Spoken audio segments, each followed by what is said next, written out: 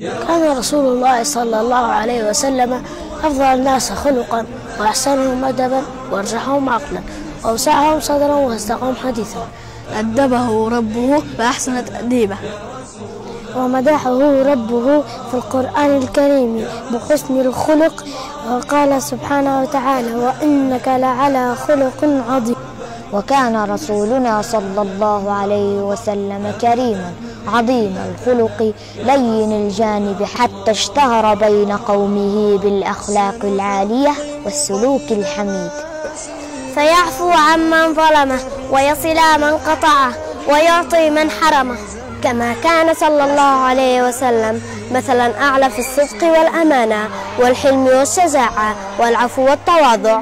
جمع الفضائل والأمجاد وتحلى بمكارم الأخلاق ومحاسن الأعمال. إنا جعل الأفئدة تهوي إليه والنفوس تمتلئ بحبه. صلى الله عليه وسلم.